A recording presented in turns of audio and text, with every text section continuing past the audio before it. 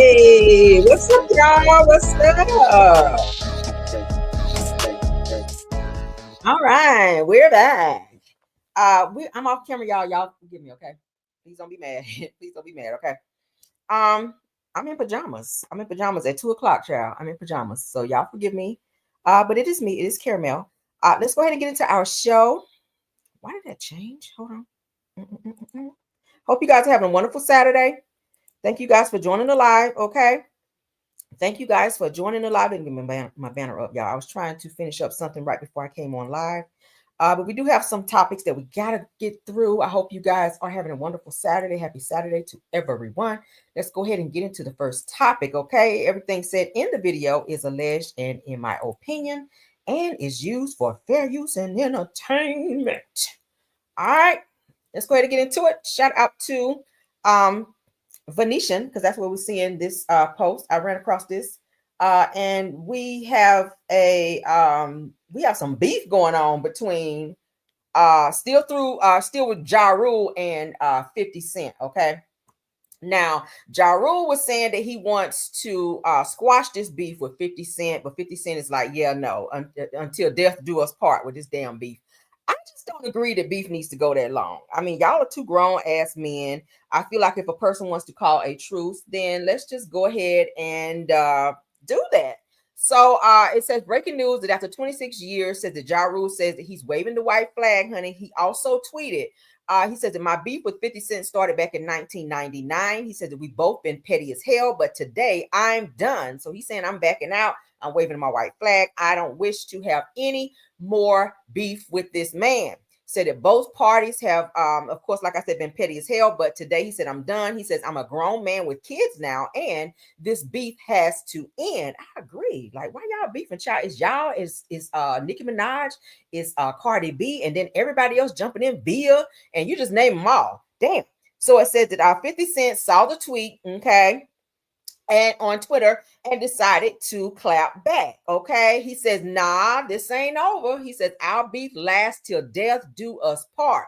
He says that I'll be doing the Crip dance on your grave. Now, y'all know that back when they had their little beef, when their beef first started, that Ja Rule was trying to go around and do his touring and make his money. 50 Cent would go and buy up like a whole several rows at his concert to make it appear that people weren't showing up to his concerts, to make it seem like Ja Rule had empty concerts. Y'all remember we talked about that here on my show. That's the most pettiest shit ever. Y'all know 50 Cent got money for days. He has all these shows over on Stars, okay, like Power and BMF and all these shows. So he's making a nice little bag. But yeah, he decided to buy up several rows in the stadiums to make it appear that Ja Rule ain't have nobody at his damn shows. And Ja Rule was pissed about that. So they started going back and forth, arguing with each other, cussing each other out, you know, saying little subliminals here and there. It was a mess, almost to where they got to almost physical blows behind this shit. Because when you start fucking with people's money, that's a problem. All right. But so yeah, 50 Cent has made it very much so clear that hey, Cardi B and them are beefing, and bitch, so are we. I'm not letting it go. He said until Ja Rule ain't here no more, until death do us part, he will be beefing with Ja Rule. What y'all think about that? That's very, very petty. Right, that's very petty. Very, it's like you are still holding on to old beef and it's dumb as hell. Who has that kind of time? I just, child, it's just so much you can be doing that you could be doing versus holding on to stupid shit like that. Child, you wake up petty, go to bed petty. Like at some point, you are giving yourself wrinkles and headaches, high blood pressure, and all the things of the things. Okay, child, drink your water, mind your business, pray, and slay. Okay. All right, let's get into World Latin. What is it? World Latin Star. They're reporting now. Y'all remember what a couple days ago I reported that Mayor Eric Adams has chose to step down from being the mayor.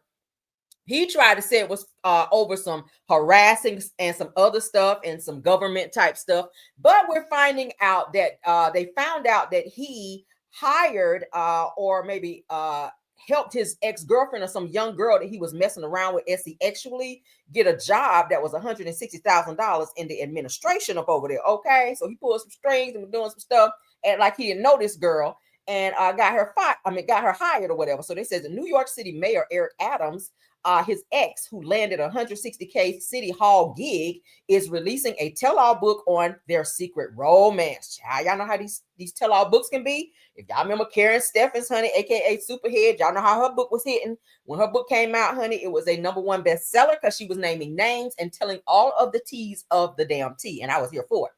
All right, so let's get into what they got to say, honey. So former girlfriend of Mayor Eric Adams, okay, who later landed, like I said, a 160K job in the administration, is releasing a tell-all book about their secret romance, child.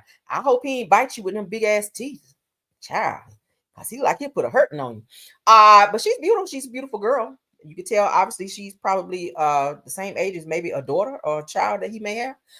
It says the Jasmine Ray, her name is Jasmine. Why are the side chick's name Jasmine? Kurt Frost's side chick name is Jasmine. Is that like the, no, nothing against nobody in my chat named Jasmine. If your name is Jasmine, we ain't talking about you. But I'm talking about these side pieces out here. Why everybody's name is Jasmine and Coleslaw? Damn.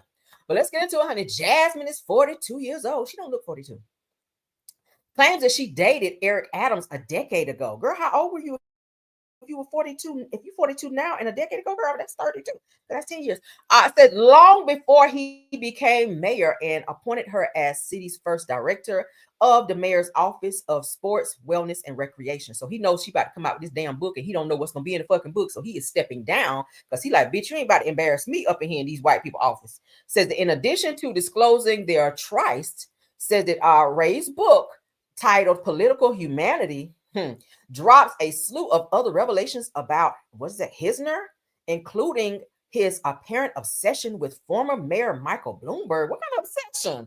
Oh, now I got to get the book, honey. We might have to read that on my show. Child, they says according to the New York Times, that's who's reporting it, child. So she about to put out this damn book about Mayor Eric Adams and their little fling that they had, and maybe she must have put it on him good because she got that job for $160,000. Okay, child, you got some stretch marks around your mouth and then messing with old Eric, and he done bit down on your back a few times, on your bike a few times, girl. So I guess shout out to you. Okay, ooh, that about sent me, child. What y'all think about that? My Lord. What you doing with him anyway, girl? Girl, when you was in there giving him that good work, was he in that sound like this? Ooh, honey, okay. Yes, girl. I'll be buying your book though, nevertheless. All right. Yes, we will, because I gotta know what's in that damn book. That sounds like it's gonna be something real juicy. Another Superhead original, if you will. Let's get into the next topic. It's gonna be some Superhead tea up in there. I just know it. Because bitches don't be out here writing books unless they got some real ish to tell on you. All right. That's why his ass stepping down. If you make a bitch step down from his good job where he making a good coin, you already know what's gonna be in that book. All right. So I'll be checking Amazon and every other damn Zon so we can get it. All right. So Ayesha Curry, okay, Ayesha Curry, who is married to Steph Curry, the basketball player, says that she never wanted kids or to be married. She also claims that Steph Curry doesn't even understand her. She said that I was always career goals. That don't make sense. Said that he tries to resonate with me, but he just can't. They must be having some marital issues, because this is like the second interview that I've seen her sit down and do where she kind of talks about him in a negative light, to kind of speak negatively about him being a husband and how they met and their expectations as far as husband and wife. It kind of gives weird vibes for me, because are y'all about to break up, get a divorce, be separated, or are y'all separated? What I want to know. It's just weird that she continues to do these interviews, because if you look at them on the outside looking in, they appear to be very much so in love. They have 3 children, beautiful kids. Or is it 4? Or 4? Yeah, 4. Yeah, so y'all got 4 beautiful children. So that y'all are over there, honey, having some good, passionate love making and whatnot. But let's get into what she had to say in this damn interview. All right. So they said the neighbors, Ayesha Curry says that her life just fell into her lap. They said, are y'all here for it? So call her daddy podcast. I guess that's what it's called. Let's go ahead and get into it, child. And let's see who else she might be calling daddy, since she calling his ass out. Did you always knew you wanted a big family? No. So I didn't want kids. I didn't want to get married. I thought I was going to be career girl and that's it. And I had my eyes set on my goals. And I was never the little girl that like dreamt about the wedding dress and all of that. And then it happened so early in my life. So it's like, it's one of those things like you don't know what you actually don't know what you want. It's so hard also to be the woman in a situation where you're like, men just don't get as much scrutiny. Like they can maybe tell him like your fucking shots suck tonight, but like the looks and all of that is just like not a factor of conversation as much. No. Did you talk to Steph about it? Like, or did you kind of keep it within yourself so it didn't? I do not have a bone in my body that can keep anything to myself.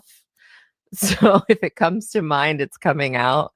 And he's so gracious. Like he tries to resonate with me, but he just can't.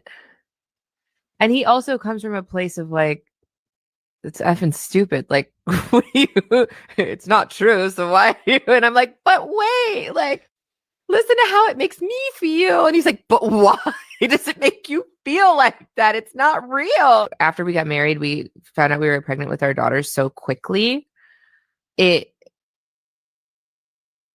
didn't even have time to think about what I wanted anymore. Come on now. Now, granted, y'all know the two of them have been together since high school, or was it? Yeah, high school. I think they're high school sweethearts. My thing is, if you weren't ready to have children right away, there are certain things called birth control. Make him put a rubber on, honey, and y'all get in there and do what you got to do. But if you're not on any type of birth control and you guys are raw dogging it, it's a possibility that you are going to get pregnant. So if that's not something you're ready for, then as a grown ass woman, you have to take precautionary measures to not put yourself in that situation. Typically, they tell people to wait at least a year or so that you can you and your husband, okay, especially when you're newlyweds, to get to learn each other as husband and wife. Because when you're dating a person and especially if you guys are high school sweethearts, obviously y'all have been together for a very long time.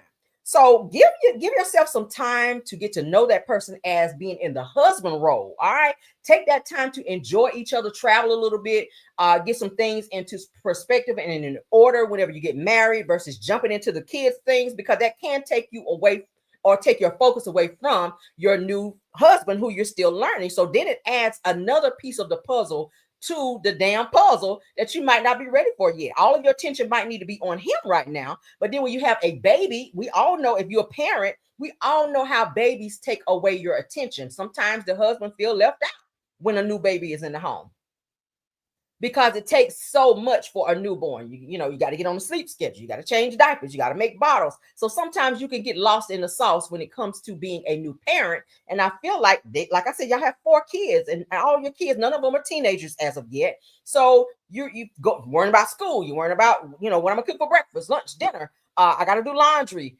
I got to be this, NBA wife. It's a lot of things. Plus, she has her own cooking show. So she's not one of those wives that sit at home and wait for him to bring the money home. She also has her things, her businesses that are very successful as well. But I don't agree with, maybe this is something that you could sit down in a therapist's office and talk to them about and is related to that. But you don't want to start spilling stuff like that publicly in the way that you're spilling it about your husband, Steph, because then it makes it seem like he is this husband who just can't figure you out. You guys aren't happy. It kind of gives that energy that you guys aren't happy and that there's some other underlying issues going on, which then allows side chicks to come creeping and say, hey, he's an NBA player. When bitches see you not happy, they take advantage of that. They can be following him from game to game to game. Okay, from hotel to hotel to hotel. While you home doing your cooking show, flipping salmon and shit, they're going to be flipping his ass in the hotel and pouring some sauce upon him. Okay, shit. I'm just saying, you don't want to put that energy out there. Everything should not be shared publicly, especially when you are a public figure. I'm going to say it again. Everything should not be shared publicly when you are a public figure, because that's when you let the enemy come in. Never let your left hand know what your right hand is doing. If you're having problems in your marriage, nobody should know about that shit but a therapist, okay? Or maybe a very, very, and heavy on the very trusted friend, because bitches will get out. Stop saying bitches. People do get out here and tell your damn business, all right? Let me get up off that bitches. I woke up ratchet today, y'all. I don't know, okay? I woke up a little ratchet today, so I'm sorry. But yeah, that's my advice to Ayesha. If you planning on staying with Steph, okay, because Steph got a little bag over there now. Y'all been together for a long time. I don't think you want to give up your marriage. You guys have a beautiful family. Like, don't F up the kids. by breaking up unless you just absolutely have to. If communication is the issue between the two of you, maybe y'all need to get a babysitter. You can afford it. Get a nanny, come over, watch them kids. Y'all go back out and have some date nights, whenever. Go out and spend some time with this man if you still love him and you want it to work. If not, I don't know what to tell you, baby. It's sad. I hate to see black love have cracks in it like this. But then again, there are no perfect relationships. You're going to have moments where you argue, disagree, all of the above. But it's how you handle it, okay? It's how you handle it and come back around, honey, and fix that thing. Of course, we talk about it all the time here. You don't go to bed mad. Don't go for a whole period of time without speaking, because most relationships break down because of communication, which is what, 95% of the relationship? If you're not talking, 9 times out of 10, you ain't doing some other things that you need to do. Okay? When you stop talking, you don't want to sleep with him because you're mad. So then you're cutting off the intimacy, which intimacy is important. Okay, I'm gonna say it how Tisha said, important. I gotta do all my syllables. When you are in a relationship, it is. It is intimacy. You say things to your partner without verbally saying it. Okay. You are sexually saying things. You're speaking to your partner sexually using your body. Can we say it that way? Okay. Yeah. I'm married. I know about that shit. Your spouse sometimes gonna get on your fucking nerves, but you don't stop talking. That's where a lot of us just, when we tap out on that talking, that's when the problems come in. So I get it that she may be having some issues, underlying issues, but it's great that she is talking about it, but I don't feel like it should be publicly. Do you guys agree? Y'all put it in the chat. Let me know how y'all feel about that topic. It's so interesting. I spent my entire life like trying to work towards something, and then it kind of just disappeared, and I didn't think twice about it. But after my daughter turned 1, I remember there being a shift and being like, I have goals for myself. Like, this doesn't feel right. I love being a mom, but I love doing other things too. And I need to get my shit together and figure out what that looks like for myself now. If I have a career and I'm not. All right. So I agree, honey. A lot of women, especially NBA wives, they kind of get lost in trying to, like I said, keep up with this persona in terms of who they're perceived to be as NBA wives. Okay. You got to be on point. Anytime you step out, you got to look like something, because, paparazzi got cameras all in your face. Your kids got to look like something. And you don't want to allude that you may have some problems, because, like I said, that does allow the enemy to come in, because women do sit on the sideline and they wait for you to have said issues and talk about it so that they can come in and create a bigger issue. So we don't want to see that with them. I really like them together. Okay. Don't waste all these years that you guys have come together to be a family. Have some marital counseling. That's always good. I always push counseling because I go and I love to go. Okay. I love to go. Y'all don't see me over here mad and snapping off and my face all balled up. I try to stay in a happy space. I try to keep a smile on my face because, baby, I don't want no wrinkles. I don't want no wrinkles. I don't want to be stressed out. I don't want my blood pressure ran up, especially over stupid shit. Life is too short. It's so many things that you could be doing versus focusing on negativity. All right. And if anybody's bringing that type of energy into your life, you have to disconnect from that and focus on the bigger picture, which is living life. Okay. And live it abundantly. All right. So prayers to Ayesha and her husband. All right. So that they can figure that thing on out. Let's move along. For those of you that do food service, because I do not, let's go ahead and get into this clip, because we're seeing more and more where these food service delivery people out here, like Uber Eats and these other food delivery services, are delivering the food. They'll take a picture. This is DoorDash, obviously. They'll put the picture, not a picture, but the food maybe on the ground in front of the door, which I wouldn't want that shit. Or, if the person is not there to hand the food to them, they will put it down in front of the door and then take a picture to show that they did deliver said food. And then they'll turn around and take the food back. So they steal your food after they took a picture and submitted it to DoorDash or Uber Eats to say that they delivered it, so that they can move on to the next order. And obviously that's stealing. Obviously that's fraud. Okay. And this person here got caught and then got an attitude. Let's go ahead and get into this. Shout out to Neighborhood Talk. No, but you took a picture and then you was leaving with it. Okay, come on. I don't know that you're texting. You don't know that I'm calling? Let's go. Come on. Like, you taking all day. You taking all day. Okay, come on. Come on. I don't give a fuck. This nigga right here waiting to take this shit, and so we're gonna go around the corner. I don't gotta give a fuck about this shit. Yeah. You gonna get it from right here too. I'm out of here and report what you want. bitch, and that's why you ain't getting the pen. When I tell you the windmill that would have been upon her to put my shit on the ground like that, see, this is why I don't fuck with no type of food delivery, honey. I go get my own damn food because I ain't got time for this. People do shit to your food when they ride, be eating your fries and stuff. By the time you get it, they be done dug your hand, they little nasty hands all up in your damn bag. No, ma'am, sipping out of your drink. I don't fool with it. I don't trust it. I'm sorry. All right. And some places now, like McDonald's, I be seeing online where they put like a little sticker to show that the food is not tampered with.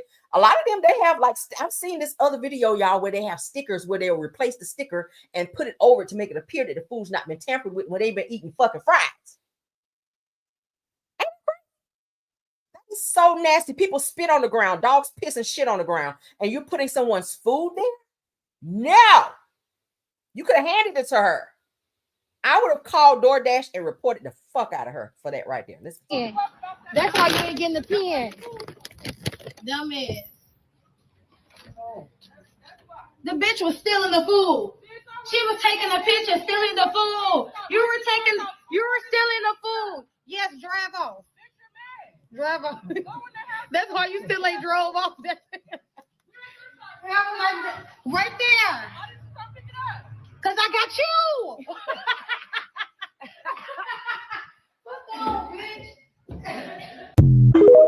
That's a hot mess, okay?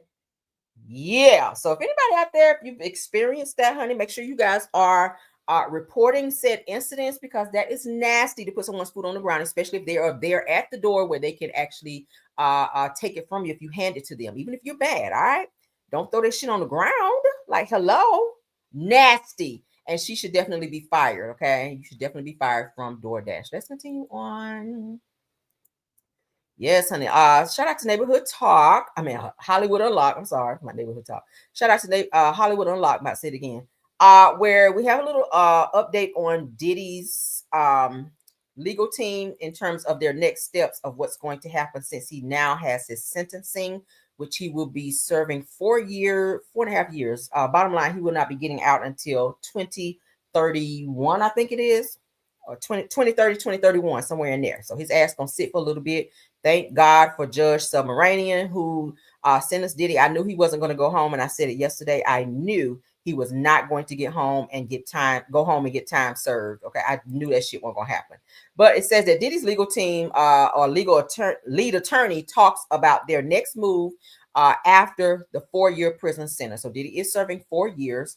It said that we're already starting to draft the appeal. So they're going to try to appeal this. I don't think that's going to work. Being all of the evidence that they have, they also had witness testimonies, et cetera, letters most recently written to the judge to keep Diddy from getting out, letters of fear to the judge so that the judge would give Diddy some time in fear of their lives. You know, it was what? I want to say like 3 or 4 people, maybe 5, wrote letters to the judge, urging the judge, Submaranian, not to allow Diddy out, and he did hear their plea. So thank God for that. Okay, let's get into what Diddy's attorneys had to say. So what happens next? We're going to, over the weekend, figure out what the best place is for Sean to go. Ask the judge to make that as a recommendation, and we're already starting drafting the appeal. Thank you. Thanks, guys. So what happens next? All right, so if you guys can hear there, so they're asking what happens next.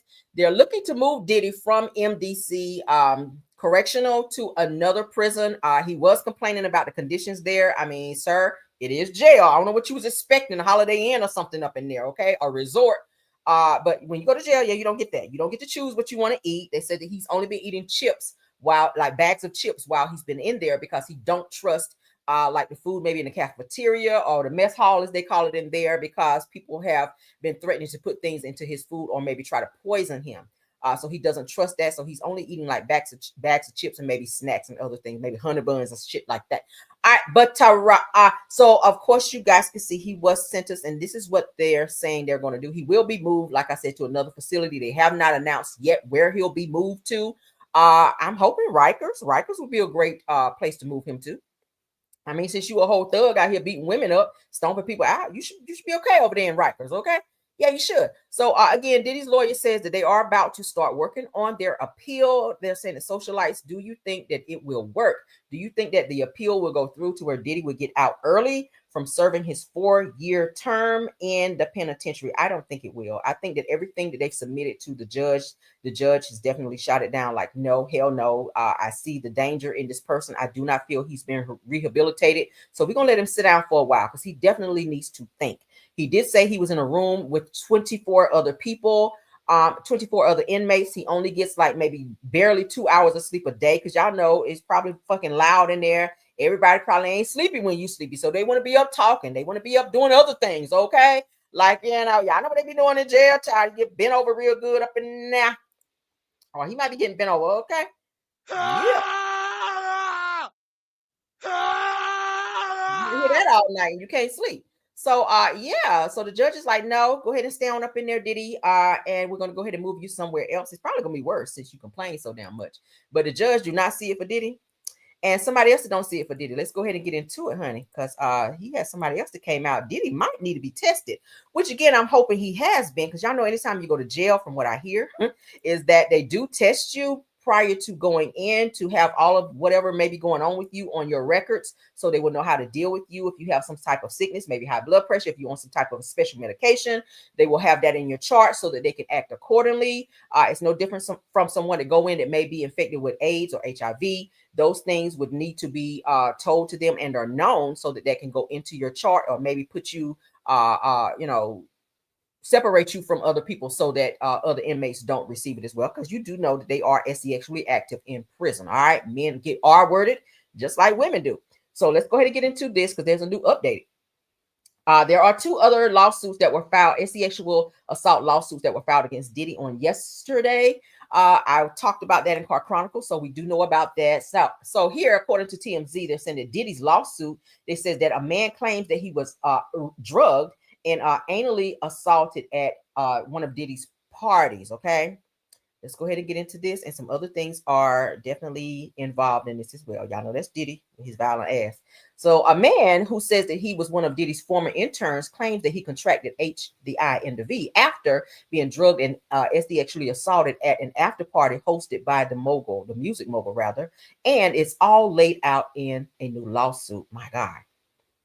It says that the man who is suing as John Doe filed a lawsuit against Diddy in Los Angeles Superior Court Friday, which was yesterday, and says that he was pursuing an entertainment career in late 2014. Now, Mr. John Doe says that he would intern in the music industry back in the day, and when an opportunity to work with Diddy came around, he jumped at the chance. Y'all know Diddy was a dude back then in the 90s. He was running shit back then. Bad Boy had so many people on their payroll, and people were jumping at the chance to work with him because it could catapult their careers, in addition to them dealing with abusive and scary behavior from Diddy, according to some of the interviews that we've seen and or talked about. Okay, let's continue. So one night, Mr. John Doe claims that he was driven to a house in Val Verde near LA for a Diddy music shoot, followed by the after party hosted by Diddy, who says spoke with him several times. Let's continue.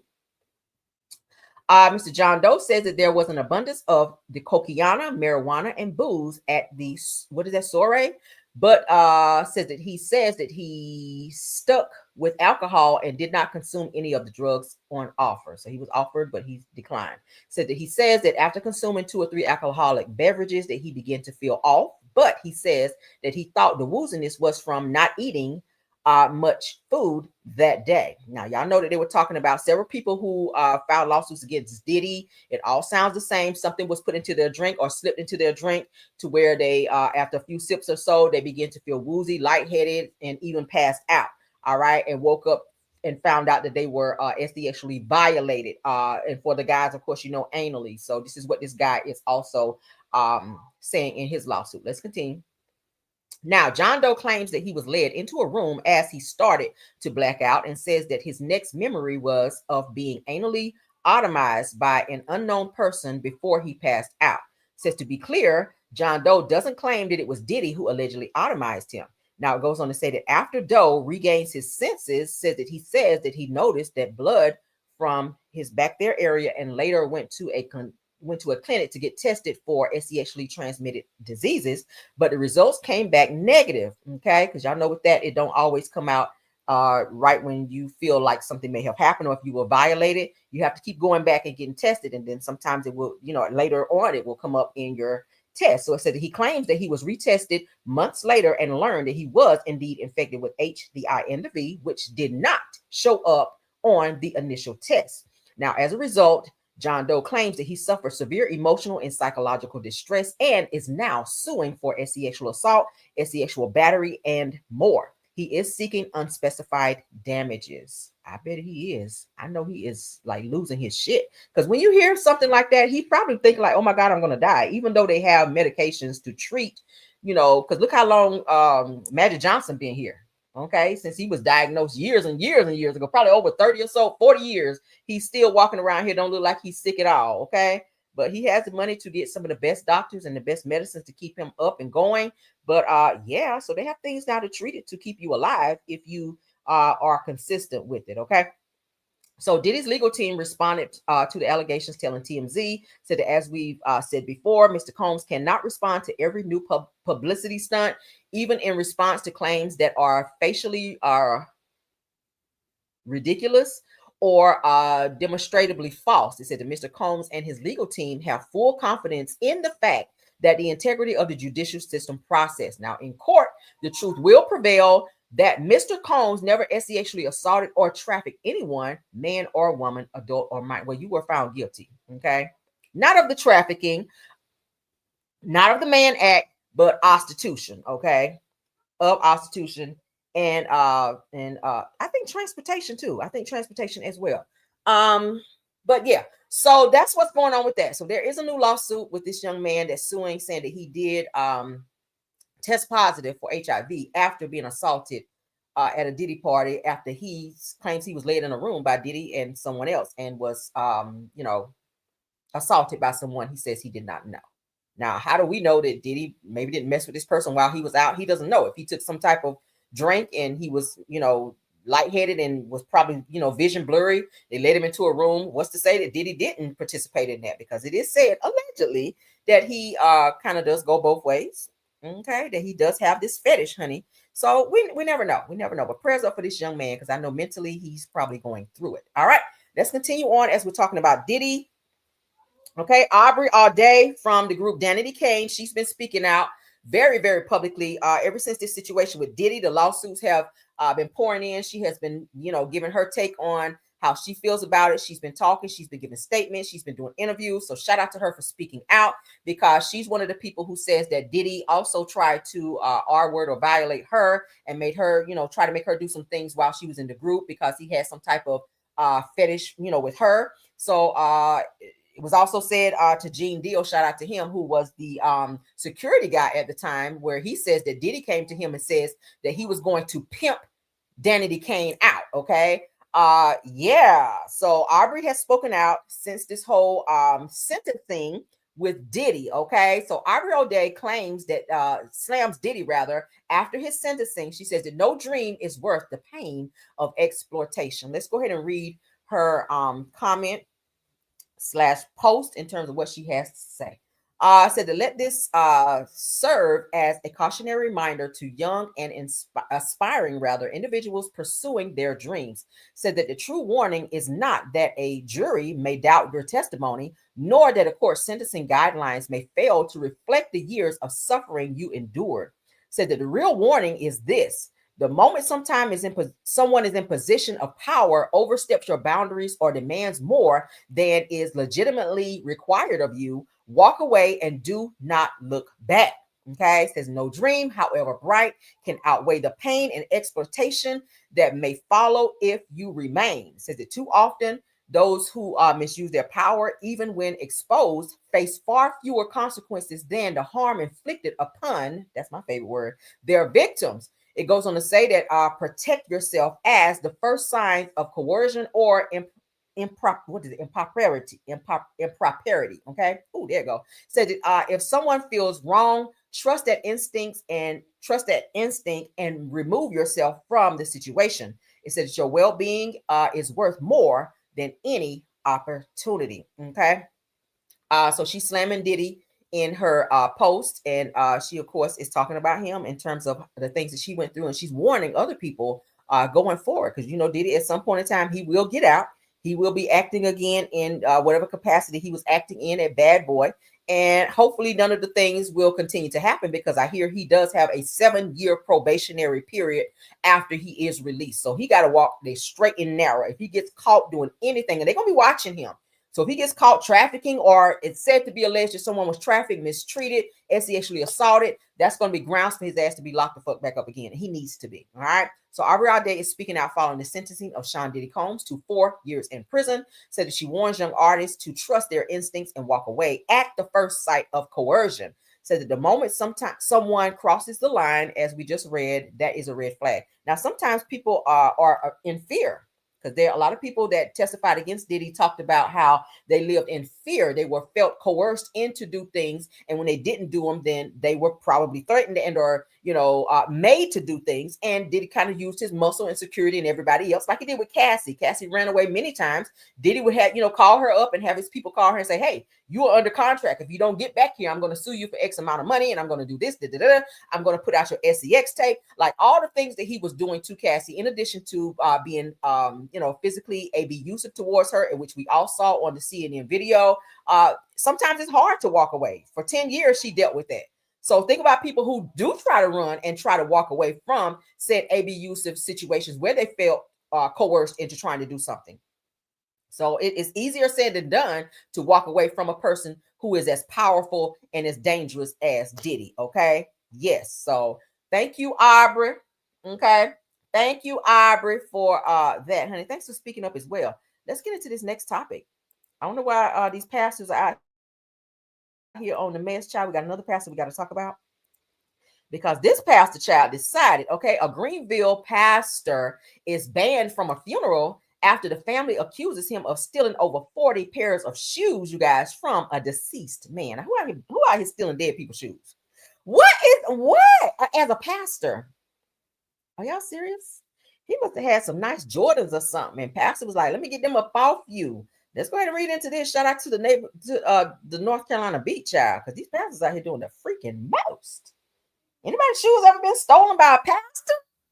Child, he out here doing it. Says a Greenville, North Carolina pastor has officially been banned from attending the funeral of a man many in the community loved and respected. Now, according to a Facebook post obtained by the North Carolina Beat, a man named John Drew speaks on behalf of the family of the late Stephen Williams. It says it made it clear that Pastor Maurice Davenport II, pastor of Greater Bazemore Temple in Windsor, is not welcome at the upcoming funeral. Now, I said that per the wishes of Stephen Williams, said that the mother and family must respectfully inform Maurice Davenport II of the request not to attend Stephen's funeral services, according to the post on Facebook. It said that Drew's message revealed that Stephen once held Maurice in a very high regard, but as time went on, the friendship faded. What kind of friendship was this, child?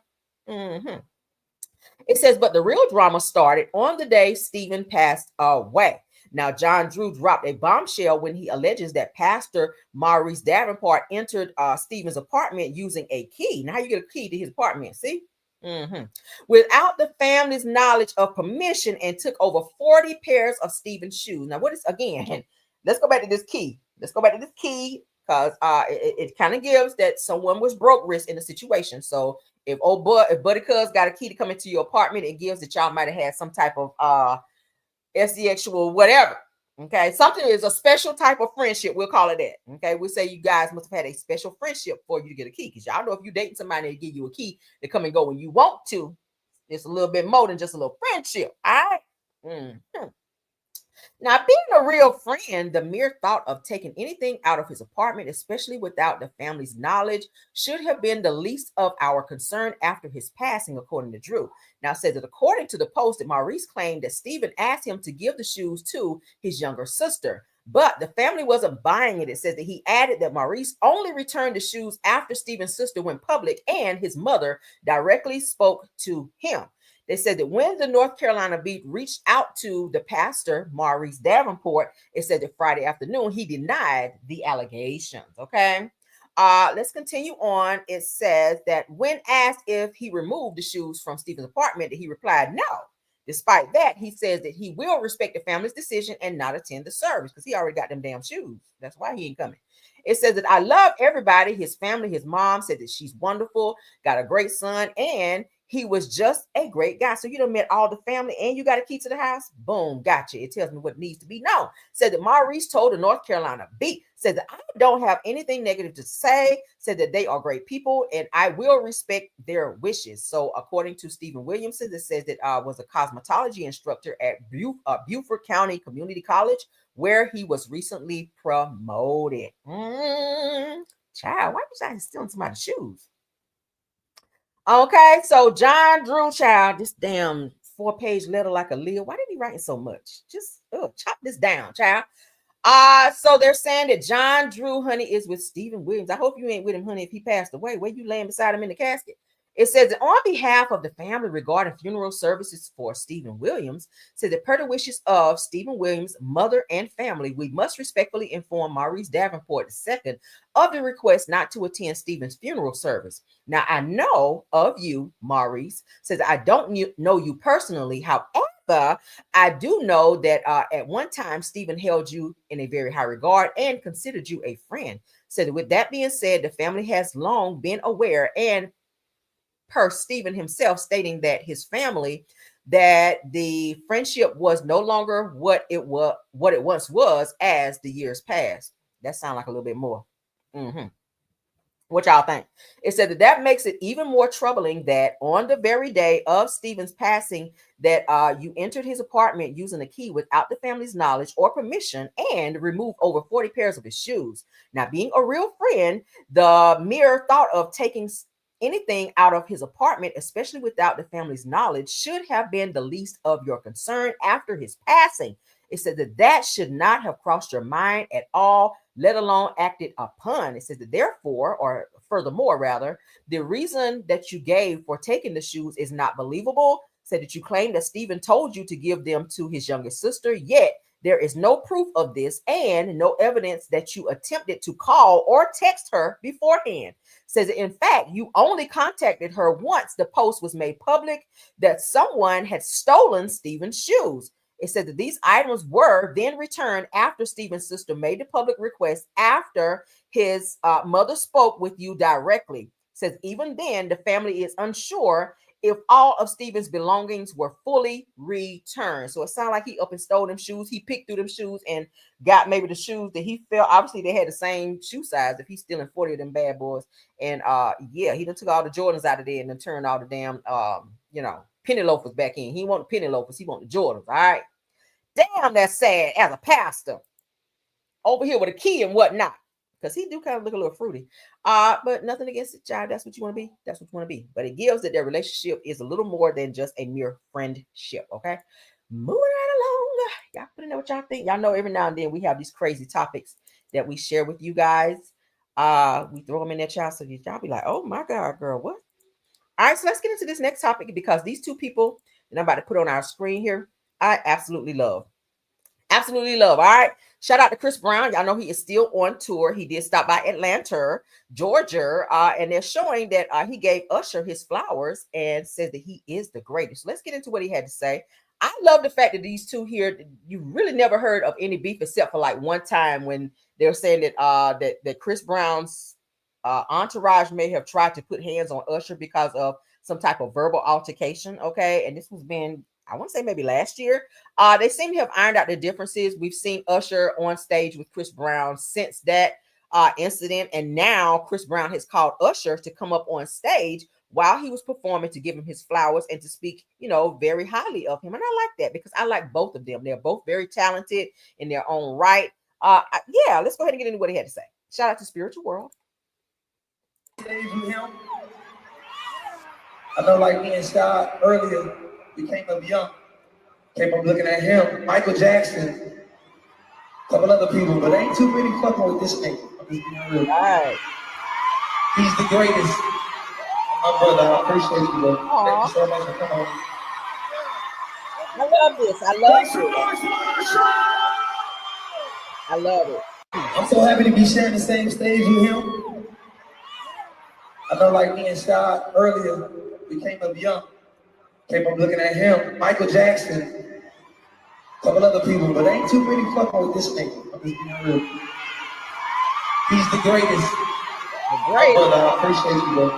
Now, ain't that something? Let me tell you why I like this. Because when people look at Chris Brown, they're now calling him the greatest when it comes to like R&B, when it comes to performances, vocals, songs, number one hits. God knows when I tell you every single song he put out is like a number one hit.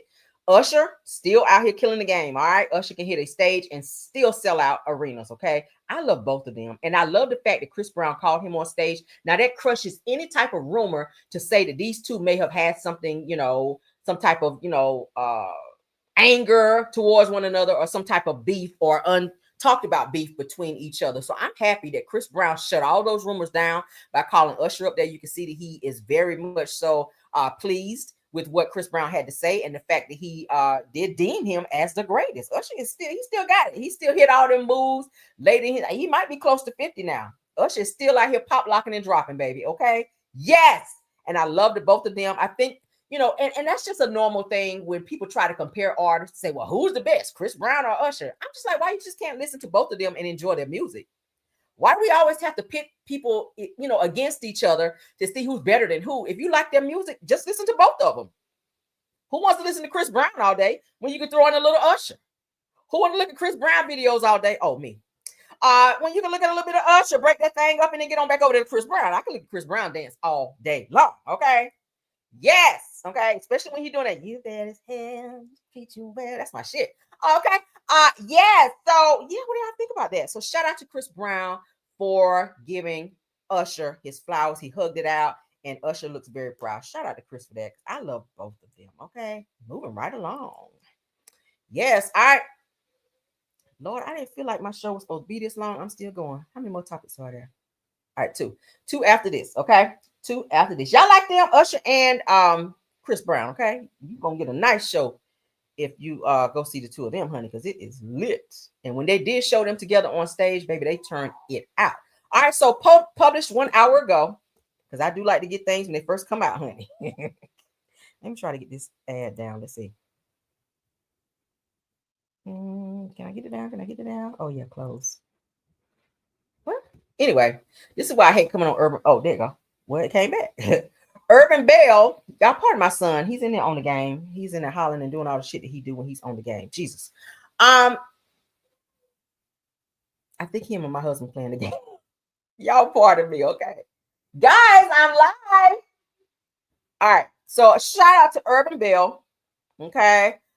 Giselle Bryant says that she is happy that she was able to move forward with let me share. That would help, right? Let's share, girl, so y'all can see with me. Because y'all know I get to talking, honey, and I will forget. I'm still over here thinking about Chris Brown. Over here, child. And Usher. Chris Brown and Usher. Hold on, y'all.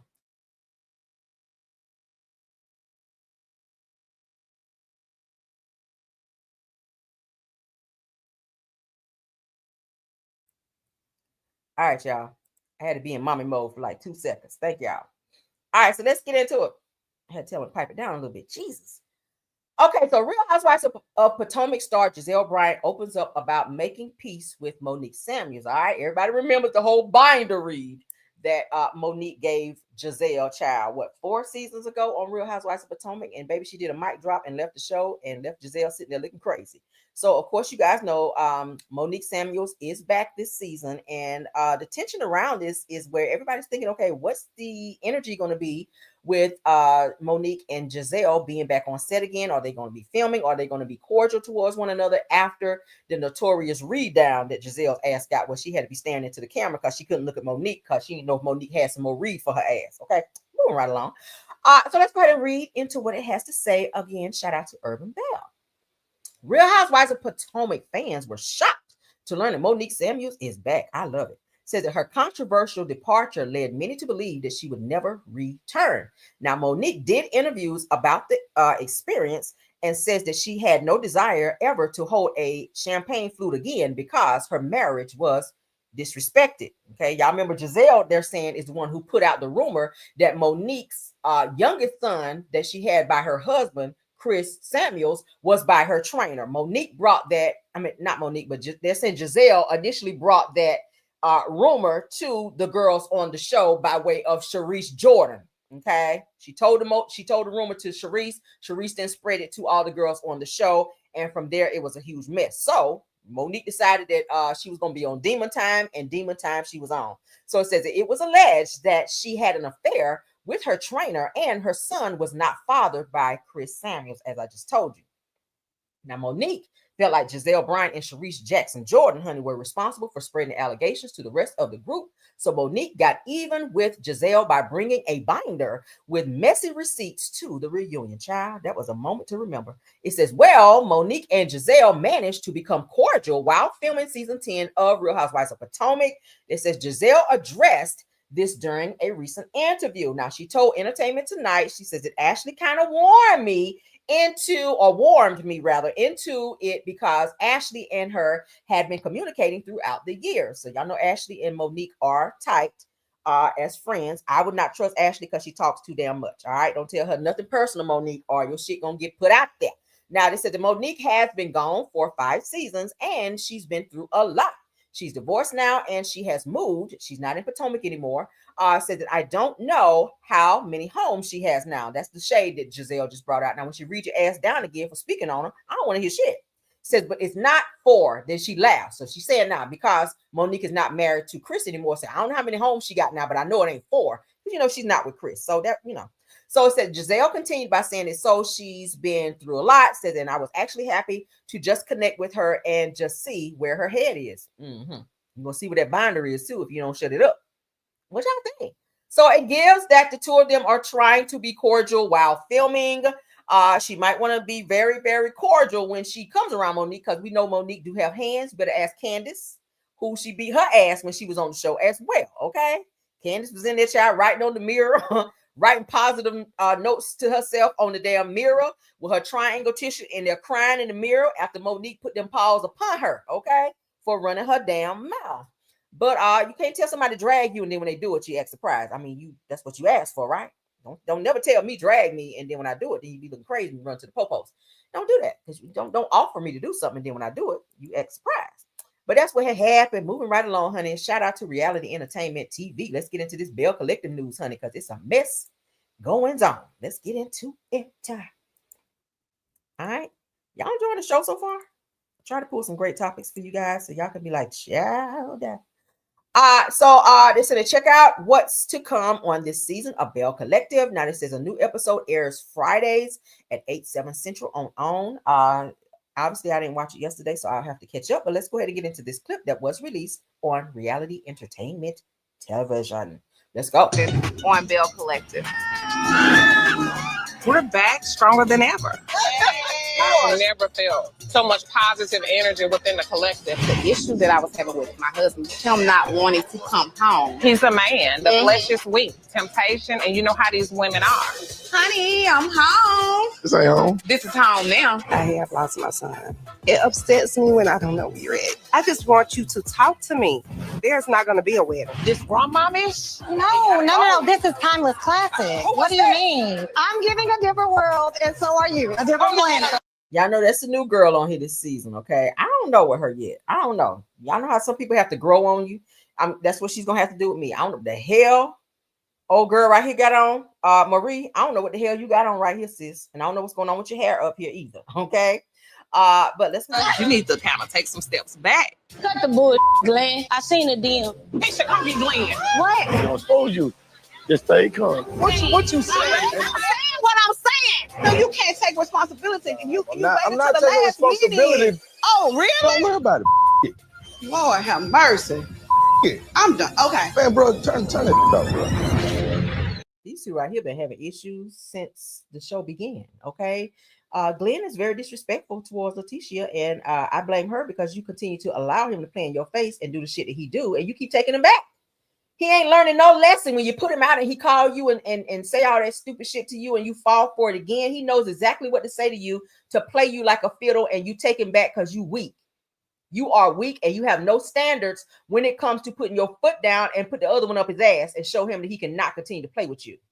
Just because you have a child with him don't mean you got to be with him. If he's not going to respect you, he's going to keep running around and cheating on you, texting other women and showing other women attention when that attention should be shown to you, then you got to get rid of his ass. And that's just on period. How many seasons are we going to see Glenn out here having paternity tests with other women and openly disrespecting the fuck out of you? Like, hello. Let's move to the next topic, y'all. We got one more clip for Belle Collective. Because they get on my nerves. Glenn, this damn fake ass Boosie, he get on my nerves. She get on my nerves with these wigs. I don't know who her stylist is, or maybe she don't have one, girl. But your wigs are not wigging, girl. No season. All right. Every season I watched you, Letitia, and I ain't trying to be dragging you. Well, I am gonna drag you. I ain't trying to bully you, but I'm just letting you know you've been on this show for too many seasons now to keep popping up on these damn shows with that damn Miss Piggy wig on, with that imaginary part and the shit just combed to the side like a comb over. All right. I'm not feeling it. Let's continue, child.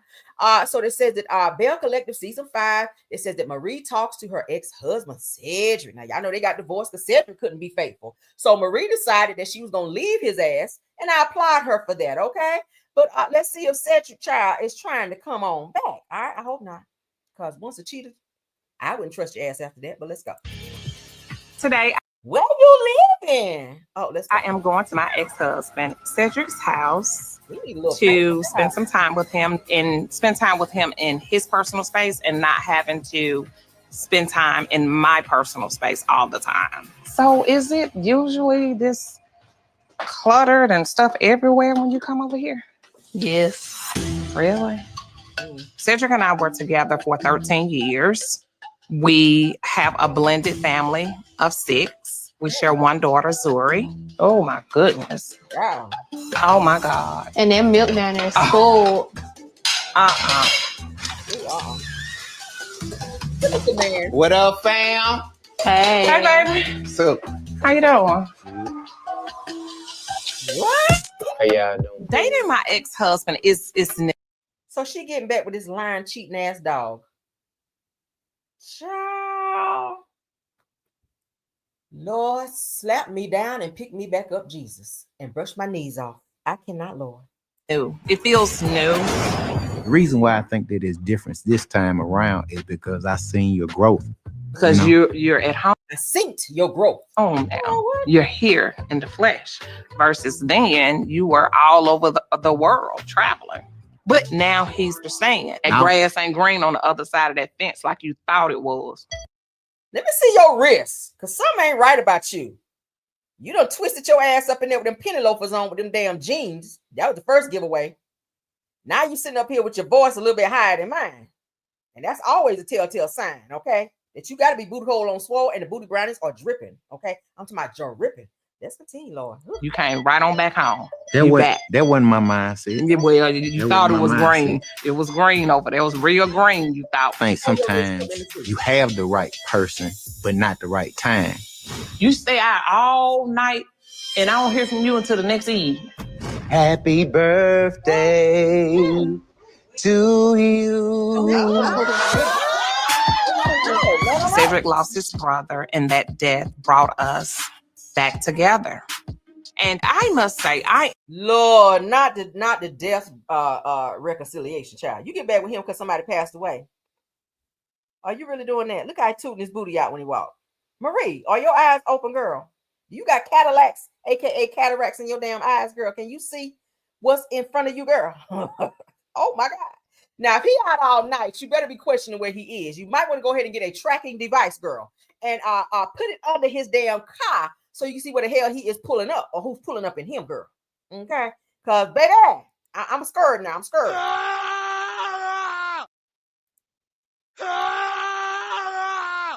You might be on one of them, too. I'm trying to help you. All right, but let's continue. am surprised. So we're taking things slow. I can't believe your brother is gone. Man, tell me about it. It took my brother's funeral for you to start treating me nice. I always treated you nice. It was now let's be honest. Now it was your extracurricular. Your women was tormenting me. I take full responsibility and accountability for my actions. And I think I've grown. And I think that you've grown too. She listens to me more now than she ever had. and she's more open to my mindset, my perspective, then versus now. And so I'm very, very proud of her. Marie, let me find out this season you're gonna be a beard girl. Let me find out, because you ain't never gave me beard energy, but it's given that you're gonna be a beard. That's gonna be your storyline this season, is being a damn beard and hiding your ex-husband, soon to be probably your current husband's beardization. Okay, we call it the beardization. I literally just made that word up. Do I need to patent that? It's giving beardization right about now. Okay, yes, let him transfer his beard over to you, because he's the female in this situation, obviously. Go on in there and see if his panties are purple to match this damn tie that he got on, since y'all want to be him matching. Like, where the hell he been and who he been with since y'all broke up? And it's given that you guys have some type of trauma bonding again. So somebody passed away and you say, oh, let me spin the block on my baby daddy, my ex-husband, who I divorced for whatever reason, because the nigga couldn't be faithful and keep his schlong in his damn pants. Like, what the heck? Also, I have a party that I'm planning for my birthday. Okay. I appreciate the invitation. I'm gonna see if I can make it. Sounds good. In this chapter of my life, I'm not pressing anyone to do anything that they don't want to do. You say you may not make it, I'm taking it as a no. So, okay, I invited my other friend. I know that, we both had our own, we have situations. I know you just coming out of a situation. And, I have somebody that for the last 8 months, I've been hanging out with, going to dinner, that type of thing. You know how I go. I have never dated two men at the same time. I've always been in long-term relationships. Marie, let me find out you out here busting it wide open. What's going on with you, Marie? Marie is playing the fuck out of her beard. I like it a little bit. I don't even condone that type of behavior, but let's continue. Yeah. So, I don't know what to do. I'm stuck. Kind of like what you were telling me about our ancestors. They had multiple wives. And so I'm thinking well, if that's the case, can women have more than one man too? Nah, that ain't how that work. No, that ain't right. Men can do that, man. I want my cake and ice cream too. Child, I hope you ain't moving in with him, honey. He need to get up and get the painting or something. Let that broke wrist give the what they call it on Karate Kid, child. Paint the fence down, your son. Okay, paint the house up and down, honey. Let your wrist go up and down on that house, baby, and get some good clear coat of paint up on there. Marie, don't you move in with him, girl, because he need to paint the fence too, as they said over there on Karate Kid as well. All right, paint the fence down, your son. All right, get your ass in there and help him too, Marie. I don't know about this, Marie. If you're dating somebody else and they, they're giving you what it needs to be given, I don't feel like you need to spin the block on your ex-husband, because I feel like if y'all have been watching the show since the beginning, because I have, Marie talked about this, all this nigga did was cheat on her when they were married, like multiple women, not just one. He had multiple relationships. So what would make you want to go back to that? Because at what point in time do you trust a person? Just because his brother died don't mean he faithful now. I mean, right? That sounded like Fred's junkyard. And not with Mary White. Oh my God. But I still wanted to say, I just don't feel like because a person passes away that you just go back and be like, oh, let's make this thing last forever like Keith Sweat. I just don't know. I'm not feeling it. Marie, I feel like you are doing some type of desperation. I feel like you're trying to have old boy back on your roster just in case your other little side piece, okay, your little plug don't seem to work out. Then you can come on back over here with your beard baby daddy for the beardization, okay? That's what it's giving. But I ain't feeling this shit, y'all. Marie, I was rooting for you. I was hoping for the best for you, girl, but I don't know. Today, I am going to my ex-husband, Cedric's. Child, get the out of here. That's all I got, y'all. I ain't got no more. I'm so disappointed in Marie this season and this evening, girl. This evening and this season. How do I feel? Boo, Marie. Boo. Okay. Police, come and arrest Marie for this bullshit. You send the police over there for your ass. Police, I'm sending an arrest warrant right now for her ass. For that damn beard that her ass running around here. Come get her. I'm sending a warrant right here. Yeah.